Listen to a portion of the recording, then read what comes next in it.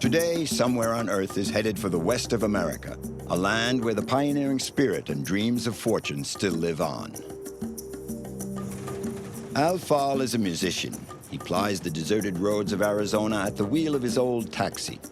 The concerts he gives in the little towns keep him in close contact with a slice of genuine America. Richard Fox, who grew up in the mountains of Wyoming, has chosen to live close to nature. By running the family ranch, he's perpetuating the cowboy tradition of the American West. The mountains and canyons of Utah still echo with Indian chants. Steph Davis has made this her playground. Climbing, skydiving, and base jumping, this is the daily bread of this enthusiastic woman in search of the extreme. It kind of feels like being a bird when you have a wingsuit, because you can go where you want, you can steer it, you can, spin around in circles. It's just just an amazing thing that you could do that, You could be like a bird up there. It's kind of amazing that we have that chance.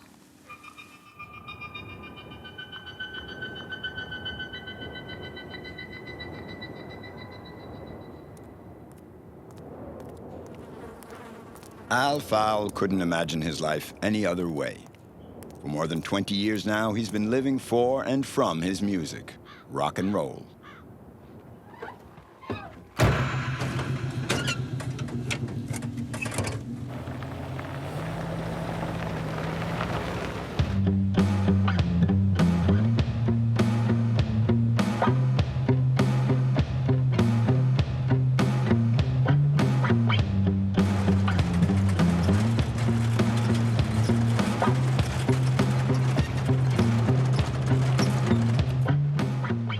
Fowl, at the wheel of his old jalopy, travels Arizona's dusty deserts scattered with cactus.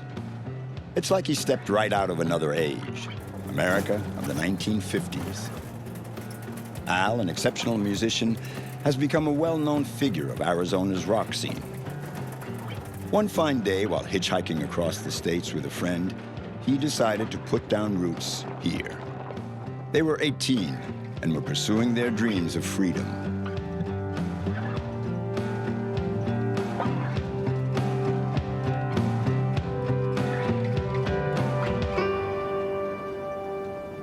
Planning is I wanted to go out to California. I heard a lot about San Francisco, and I had a few friends out there. But you see, we were kind of homeless at the time, and had been pretty much on and off the street through most of our teenage years. So we were hitchhiking, and I wanted to go to California, and he says, it's October. It's gonna be real cold if we're gonna be sleeping outside in San Francisco in October. So he says, let's go to Arizona. I met some people. It's a cool little town, and it's warm all winter long. I actually fell in love with Arizona when I first came here from the East Coast. The whole state is just filled with beautiful drives.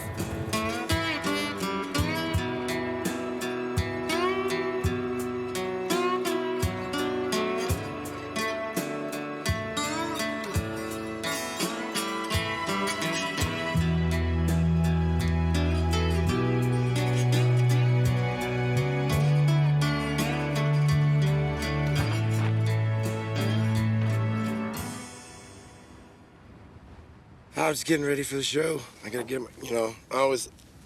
I get pretty dirty driving around in this car, So I just, put on the good shirt for the gig. Music is his livelihood, and his old guitar is his most valuable possession. On the roadside, under a leaden sun, he carries out the same unchanging ritual before each concert. The guitar used to be like a red sunburst, and it had gotten smashed, actually. The whole thing got broken in, and when I repaired it, I was gonna paint it a different color or go back to the red sunburst. And when I primed it and sanded the primer, it kind of gave it looked kind of like the taxi, actually. So I decided I'd just clear coat it like this, and it matches.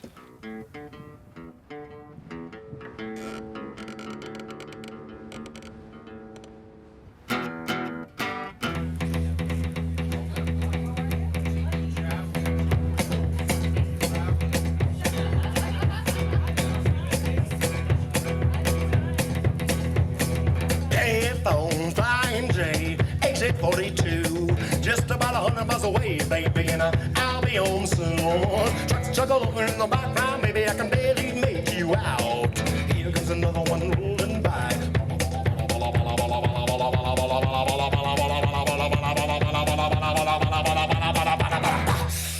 I don't know why you leave me. You please me, only please yourself.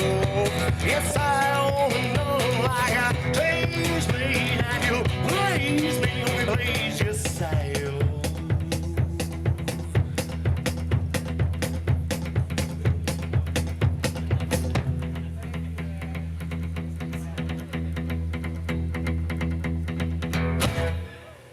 All right. Cheers, everybody. Al often plays solo. Guitars, drums, singing. He's kind of a one-man band. He's also his own manager, always on the lookout for the next gig.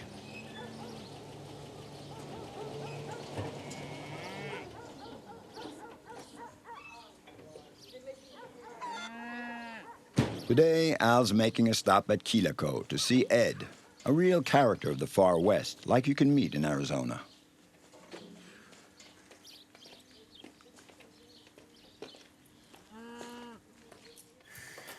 Hey, Ed, how are you?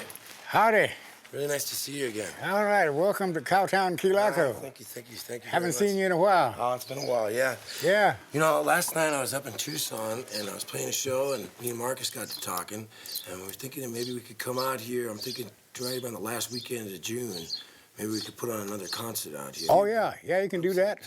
Or you can sit up on the stage, you know, it makes no difference. A lot of folks, just a few months ago, we had 8 bands here.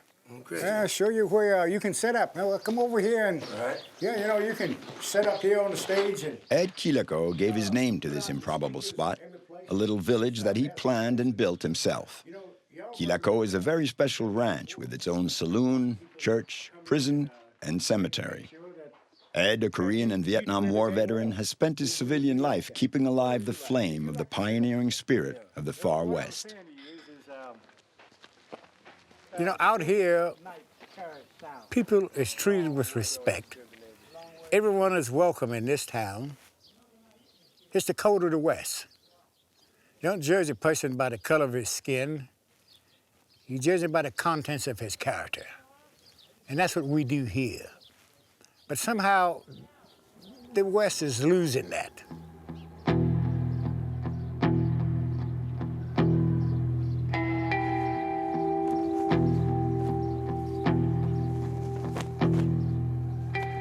The deserts is a school where final examinations is given every hour, every day, every month.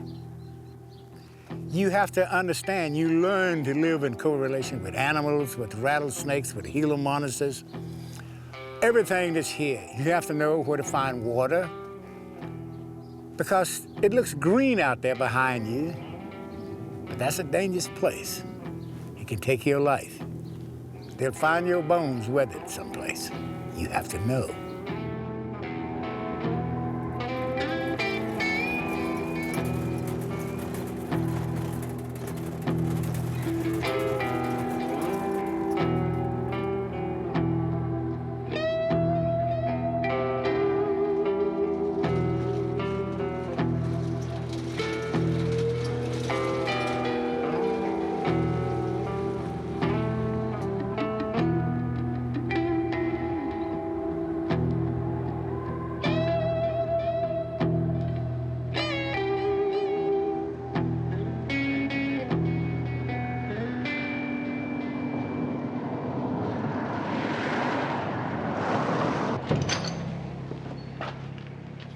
Al the Rocker also has a kind of crazy dream.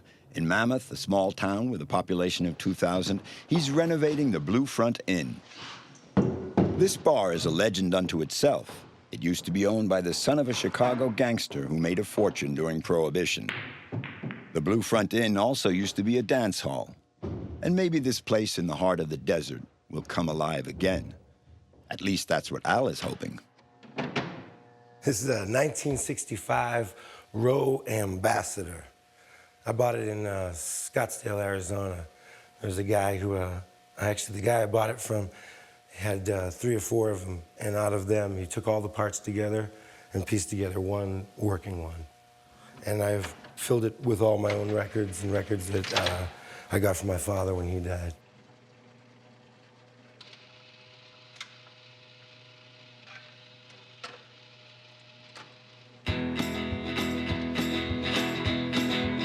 Well, there ain't no use of me having a band anyhow. Just a couple of pounds that I got to learn to be somehow. Well, now, $50 to buy the 3 ways.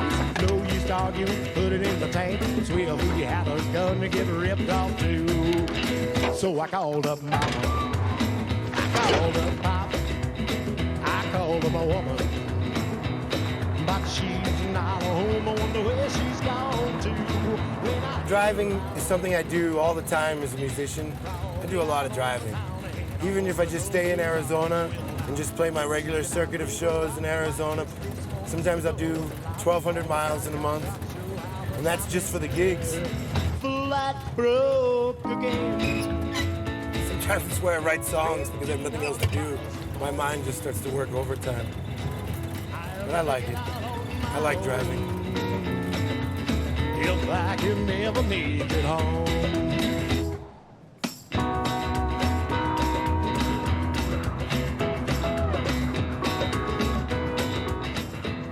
250 kilometers from Al's place, just a stone's throw for Arizona, is the town of Bisbee and the Shady Dell, a very original motel.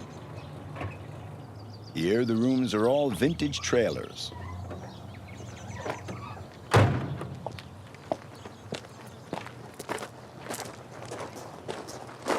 This morning, Al is paying a visit to his friend Justin, the moving spirit of the place. Like Al, he's a great fan of the fabulous 50s. We don't have much of a history, and this was a big part of our culture, between the car culture, the movies, and the old diners, and unfortunately, everything's fading away. Nobody knows what these diners were like anymore. They're pretty much all gone.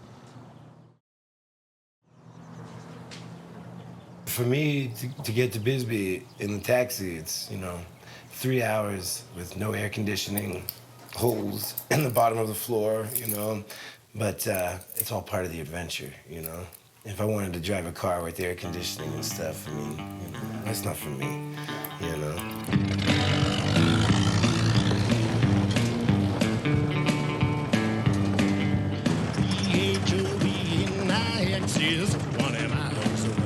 Good music, a head full of yarns inspired by his Mexican taxi. Al Fowl's life is written on the highways and byways of Arizona. Behind the wheel of his 1954 Chevrolet Bel Air, Al is a happy man. Yeah, man, I love it. I love this car. I can't stop anywhere without somebody saying, wow, man, that's a cool car. I love it. The trunk popped open. It's got a bad lock. I gotta close it again. 20 miles away. I bet you ain't gonna be surprised when I walk in. Right now he's frying eggs and well, you see, none of these gauges work, on the thing, and they didn't when I got it. And to kind of replace them all is a little expensive and it's a pain to do. So, I don't know, if I need to know how fast it is, 50.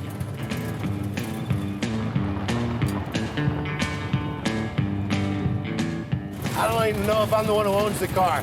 I think I'm just a passenger for a while. 20 miles away.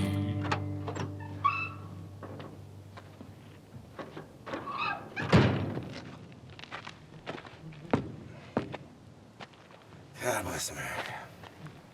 Al's car is the faithful companion of every moment of his life. Something like a good old friend who every now and then gives you a hard time. Oh, well, you're gonna blow a tire, you're gonna blow a tire. Ain't the first one I changed. Sure as hell ain't gonna be the last. Ugh. Just gotta get into Tucson and get another one now.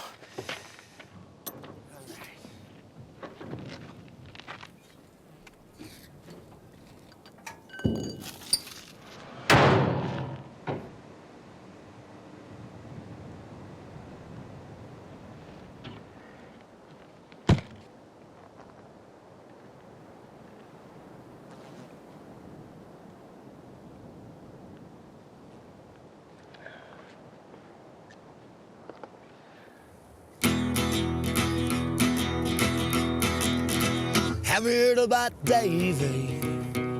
He got locked up yesterday for the failure to pay his child support. And all us guys laughed and thought it was just so funny. His wife left in such a hurry, she never even stopped to ask for money.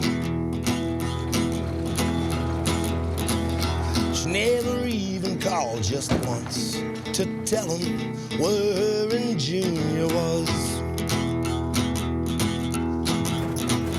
So last Friday night, driving back to his lonely home, he started thinking, I'm not gonna leave Arizona, I don't think. I mean, I wanna travel, you know, I'd like to see the whole rest of the world, really, to tell you the truth. And I'm gonna try to see as much of it as I can. I mean, part of the biggest thing about being a musician is it can be a tool for that. You know, maybe you ain't gonna make any money there, but you're gonna get to see some places, you know?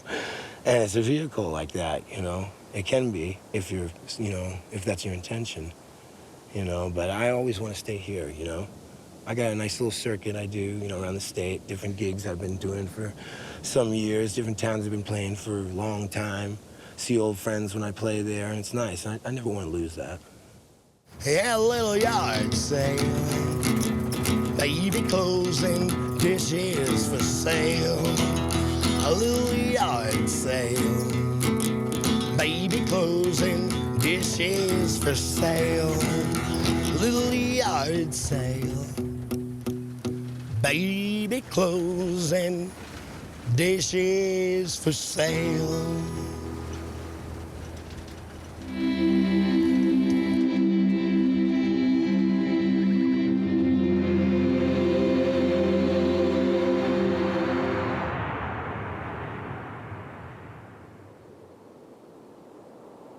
Wyoming is a land where people still get around on horseback.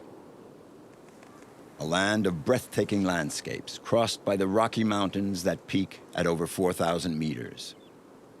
It is the least populated of the United States. Here, not far from Yellowstone National Park, Richard Fox has his ranch.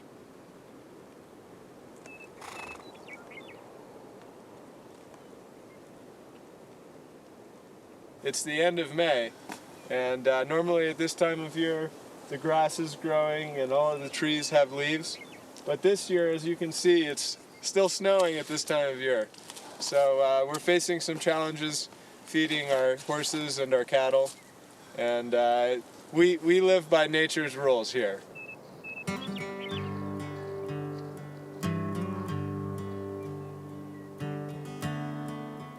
Richard Fox runs his family ranch, perched at an altitude of 2,300 meters and isolated from the rest of the world. In this region, the temperature can sometimes drop to minus 30 or 40 degrees Celsius. Wyoming is a wild country, land of wolves, grizzlies, beavers, and the imposing elk. This morning, Richard is riding along the edge of the forest. He's tracked down a stray colt that ran off from the herd. Easy. Easy.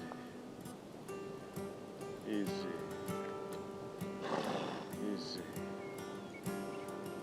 Easy. Easy. Easy.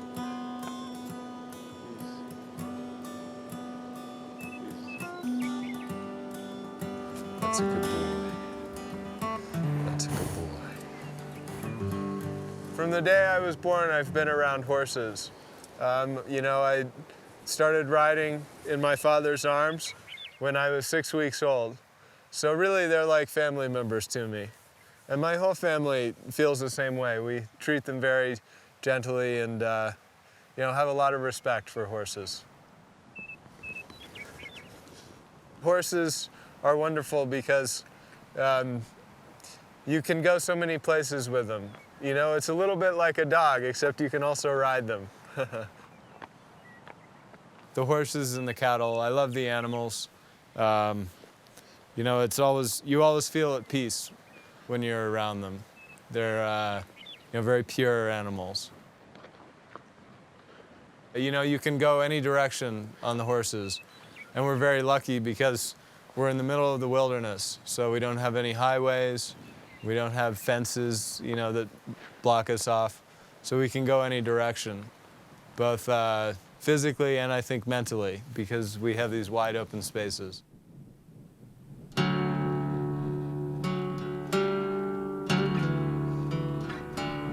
When the sun sets, the mountains around the Bitterroot Ranch echo with a particular sound that goes way back to Richard's childhood.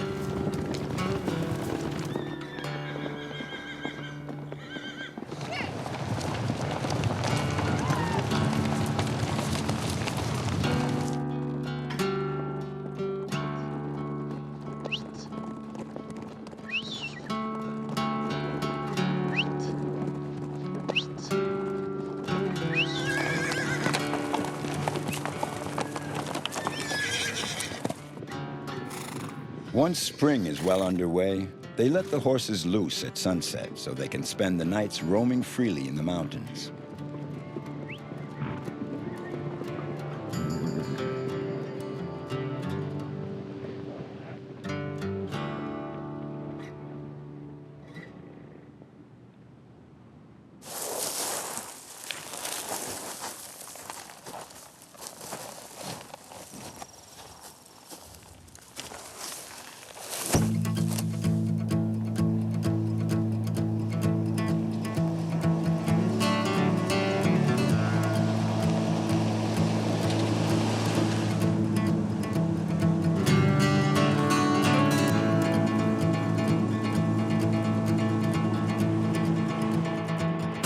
I was born and raised in Wyoming, and I spent my whole childhood growing up here.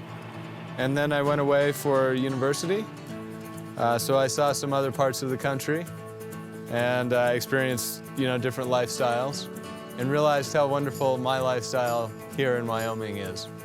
And I think that's part of the reason that I love it so much. I've seen other things, and I've seen how lucky I am and my family is to be here.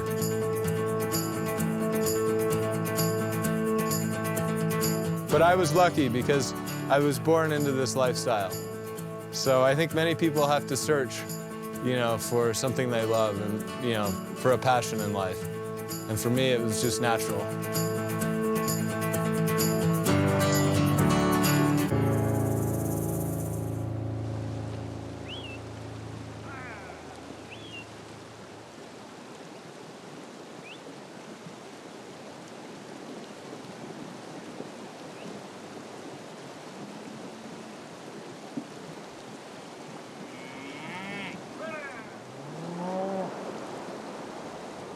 After a long, hard winter, the spring thaw has begun. The ranch is coming back to life. Today, Richard's entire family is pitching in with the work. They have to drive a part of the herd up to the grazing lands recently freed from the snow.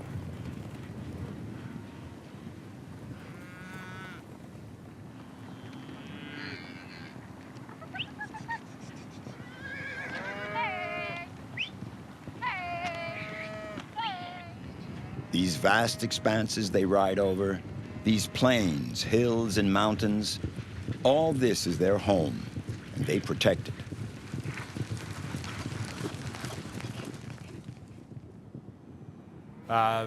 We do things the way they've been done in the West for over 100 years. We rely on the natural world, the grass growing and the cattle having their calves, just like the Cowboys did in the old days.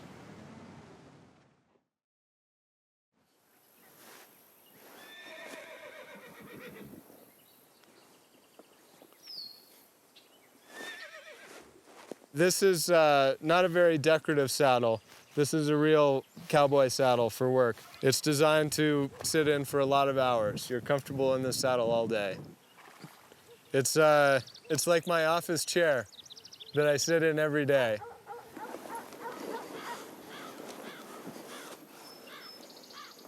As long as it's looked after and, I keep loving it, it should last for, generations. Actually, my parents got this saddle for me when I graduated from high school. So I've had it for many, many years. And maybe, I don't know, I'll give it to my son when he graduates from high school.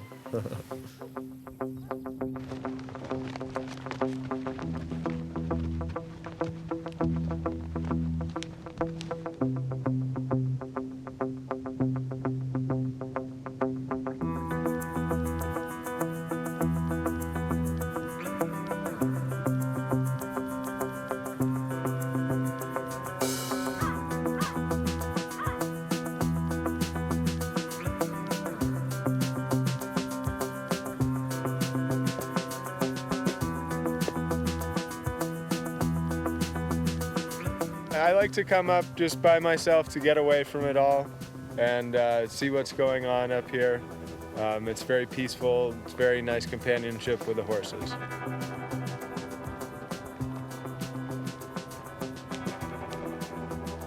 You always have to pay attention to what the horse is doing. And so they keep you thinking. You can't fall asleep, and I can't drift off and think about other things. I have to focus on the horse and on our relationship. It's a little bit like a dance, and you have to pay attention to it, or you'll step on your partner's toes, or they'll step on yours.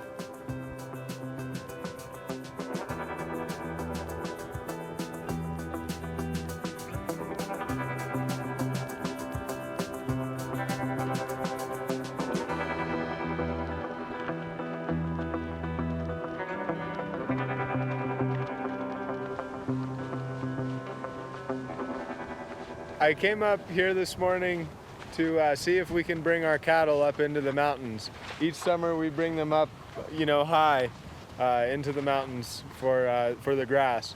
And I've discovered that there's a lot of snow up here. So it's too early. We aren't going to be able to bring our cattle up yet.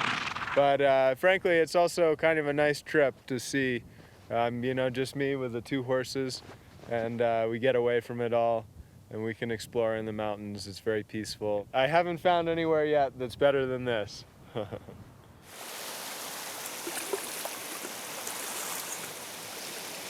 Richard makes a stop on the banks of this river. He still has half a day of riding to get back to the ranch. He'll spend the night in his 100-year-old cabin that has offered shelter to so many cowboys before him. Isolated, but not alone. He has the company of his horses, as well as the spirit of all those who once nourished the same dreams. Many ranches in the West are getting subdivided, so they're being sold for people to have small houses in this beautiful countryside. But of course, as more people have their small homes in paradise, it's no longer paradise. And so I think for my whole family, it's very important that we're keeping our ranch the way that it has been. It's a hard way to make a living, and it would be easy to, sell the ranch and subdivide it. But there are a lot of ranchers that hold on to the land. Even though it's a tough lifestyle, it's a good lifestyle, and they have a lot of love for what they're doing and for the open land and for the environment. I hope people get a chance to visit wilderness somewhere in the world just to see what it's like. And I think that, that's how everyone used to live. So it's kind of part of us, and it's important to, still see it. At dawn, Richard will get back on the trail to the ranch. In a few days, the snow will be all gone. That's when they'll drive the cattle up to the summer pastures.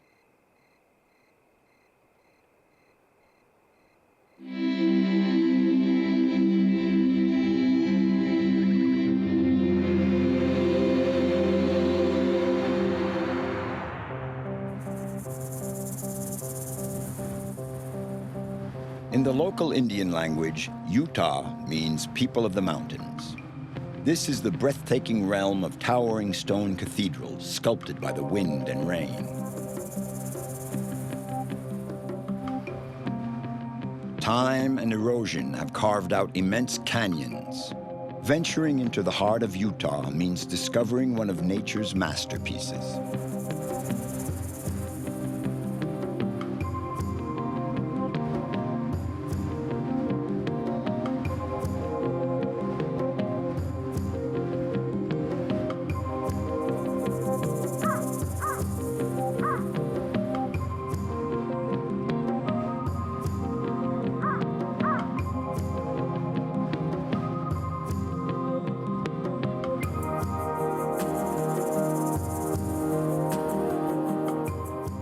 Here, at the foot of these abrupt rock walls, is where the lovers of wide open spaces meet. Men and women who live near these cliffs that they've managed to tame in order to satisfy their thirst for the extreme.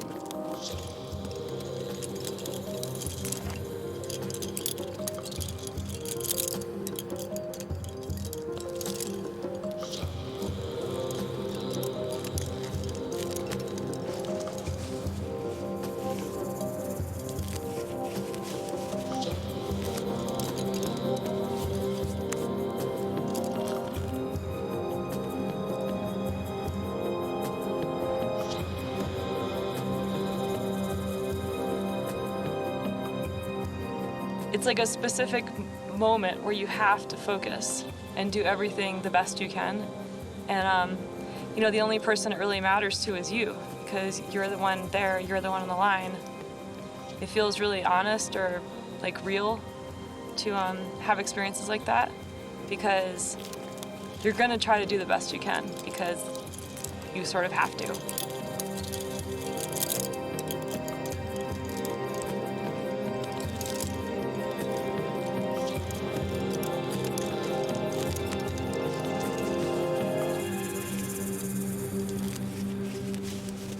Well, I've been climbing for 20 years, and you know, at this point I couldn't really not climb in my life. It's just, you know, it's like eating or walking. I mean, I will always climb. I don't know. I don't know why I like that so much. I just do. I just really like it.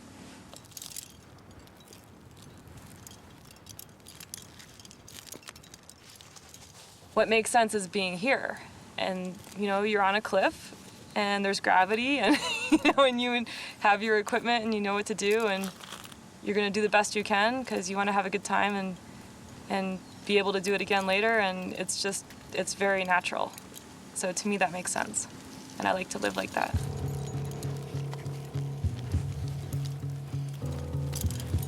Steph Davis is one of the world's most respected woman climbers.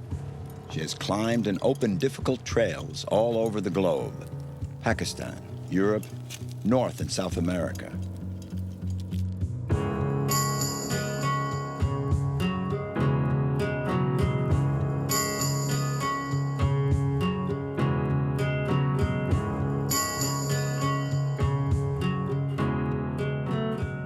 Steph Davis could have had a brilliant career as a pianist or devoted herself to writing and literature. But one day she discovered rock climbing, the contact with the stone, and this wild nature that few men or women manage to master. When she arrived here in Moab, Utah, Steph Davis decided to live as simply as possible, in her trailer, not far from the rock walls. And she lived like that for 7 years.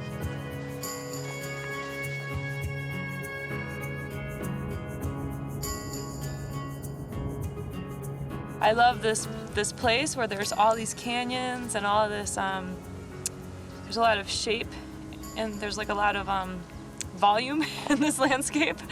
And then you never feel like you're just out exposed because there's so much stuff surrounding you, but then it's far away, so you don't feel like squeezed in like some tight valley. So it's just this really nice combination of feeling kind of like there's things surrounding you, but you always feel like you're up on top of places, and it just feels really good here.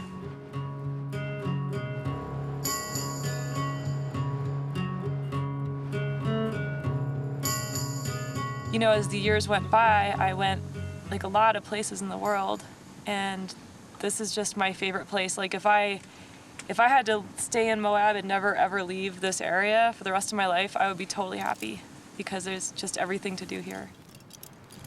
Now Steph lives with her boyfriend, Mario, who's also a lover of the extreme and strong sensations. Today they're climbing ancient art, a spire in the middle of Fisher Towers, one of Utah's most spectacular landscapes.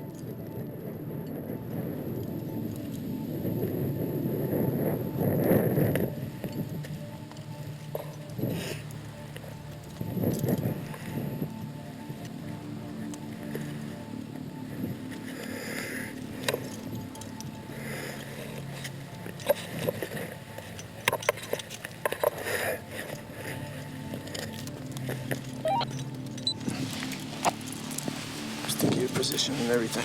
Make sure it's all good. Okay, I'm not good right now. These two climbers, used to high mountains, complete the ascension in under an hour. Here, Steph and Mario are on the summit of ancient art, perched on a narrow platform barely large enough to stand on. Have a good one, babe. You too. See ya. 2, 1.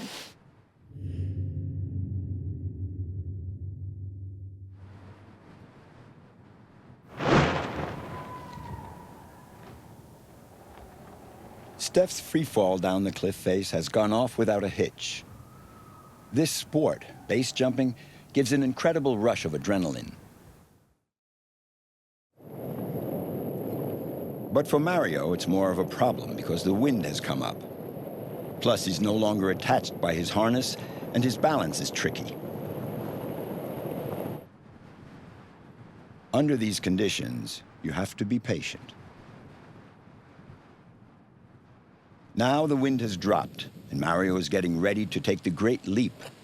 But first, he has to get rid of the rope they use to make the climb.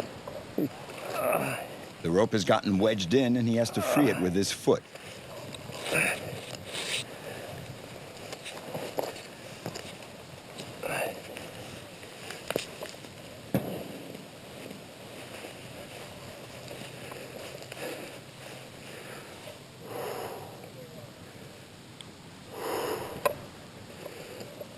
Yeah, baby. Here we go.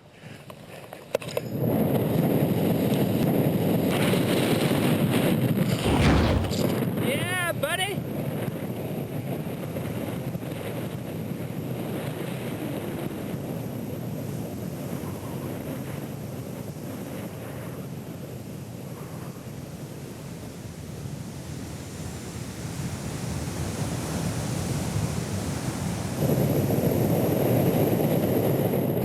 Yeah. That's okay. Good job. That was a nice one. It's one of those magical places, and it's close to our hometown. It's like 20 miles away, 25 miles away. We can come here like every day if we want to, so we don't have to travel across the world. So, and people cross the world to come here. So when you're actually here and it's your backyard, I feel very, very lucky. You know, I'm more of a jumper, she's more of a climber. So she gets me up and, I get her down. So we have this little team thing going, which is pretty nice. So when you actually have somebody that shares the same passion and you're actually in love with, it makes everything just that much more intense because you can share all these very strong, feelings and moments with somebody you love. It's nice, very nice.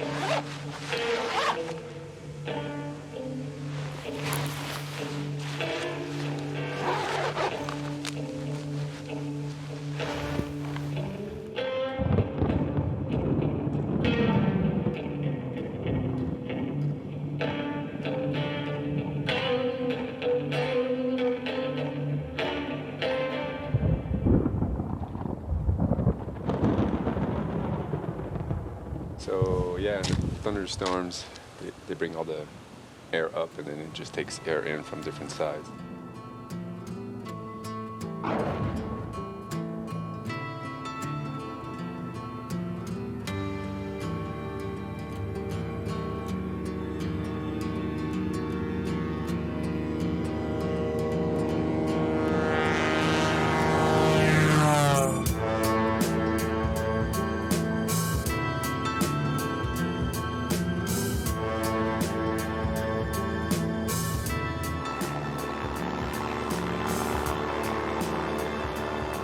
Mario is a climber, but he's also been an airplane pilot and skydiving instructor for years.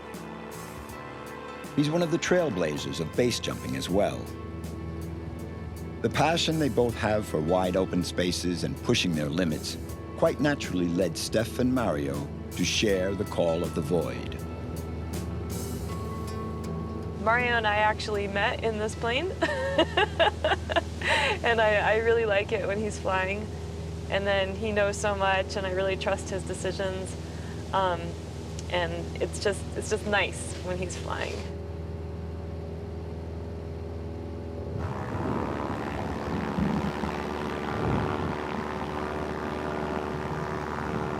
If you're in a thunderstorm, it's bad weather, so what you need to do is make sure where they are before you actually take off, and basically avoid them. But it does make things a little more tricky, but at the same time, these days we'll have the most beautiful skies because the clouds are bursting, and there's a way to be safe as long as you respect the environment and you know what's coming. Their little plane is weaving between the storms and downpours. Mario is still hesitating about opening the hatch. Steph is ready to go.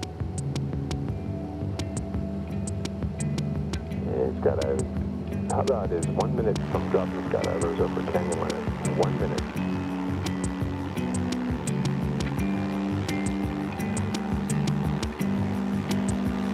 And door, 0.5 miles. Have a good jump.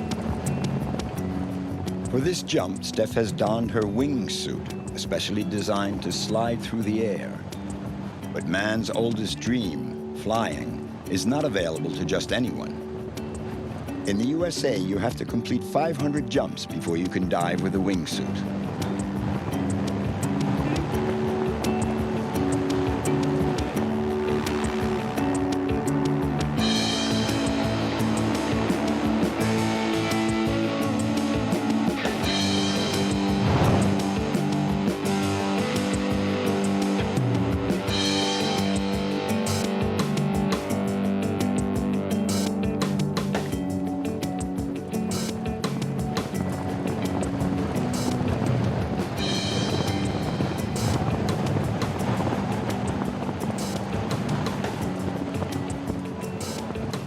This suit allows Steph to fly much longer in free fall than with the standard equipment.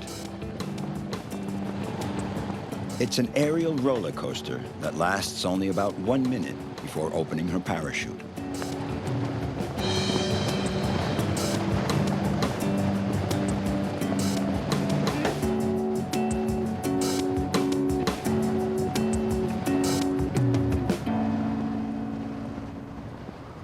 It kind of feels like being a bird when you have a wingsuit because you can go where you want. You can steer it. You can pop up or dive down. You can, spin around in circles.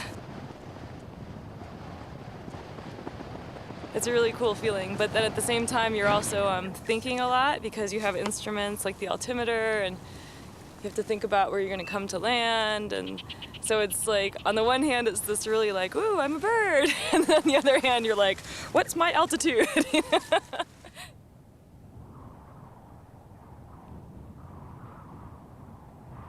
It's just just an amazing thing that you could do that, You could be like a bird up there. It's kind of amazing that we have that chance.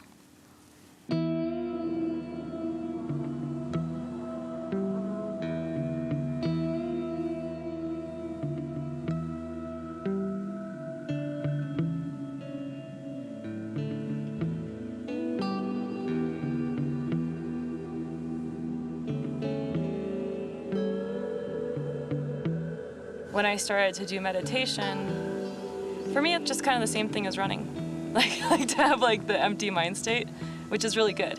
And then you feel good. And then it helps train your mind to do that when you are like doing a base jump or doing a hard climb or free soloing or skydiving or something. Because anything you practice, you can do it better.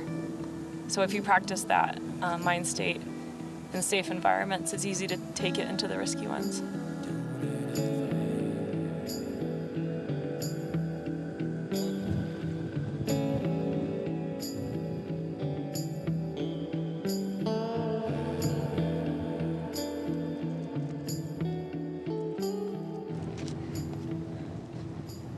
Hey, Larry. Hey, Steph, how's it going? Hi, Slack. Hi. Hey, Hi, Steph. sweetie. Hi. Hi. Happy dog. Hi. Good boy. Is it windy? Yeah, it's been a little breezy up here, but not too bad. Is the line good? Oh, it's perfect. Looks nice. Yeah, it's Oh, great. that's super nice, Larry. Yeah, it's sweet. Wow, but it's really wet. Is the line wet? No, it's actually after the sun and all the wind, it's dried out and it's perfect. Do you know how far down it is? It's probably about 100 feet down. Okay. Larry Harp is an old friend of Steph and Mario. He's a reference in this very spectacular discipline, slacklining. He also has been around the world to fulfill his passion for climbing, which he's been practicing for years.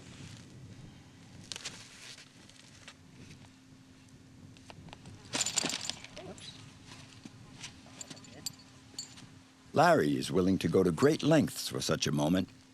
It took him 2 days of hard work to set up the line.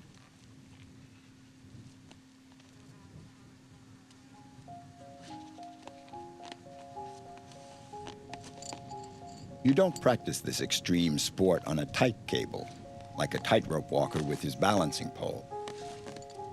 Here, Larry has to master the stretch and bounce of the narrow strip of webbing as he walks the fine line between vertigo and perfect balance.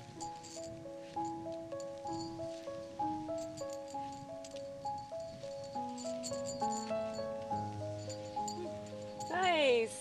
Thanks. Good job. Whew, that was fun.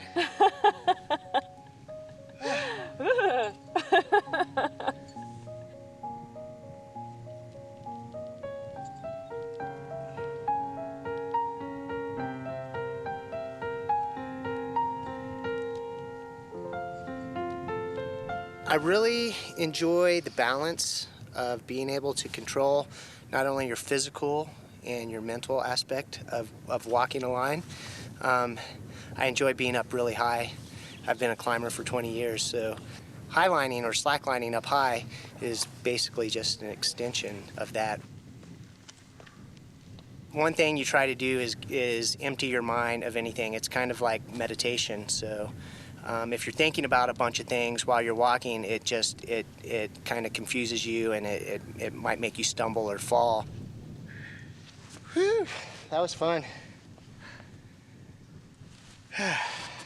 It's always gets the heart rate up a little bit there. For me, highlining is all about the view, and it's not just being up high. It's being in a very scenic place, being out with nature, and just enjoying the landscape, and everything encompasses the experience that you're looking for.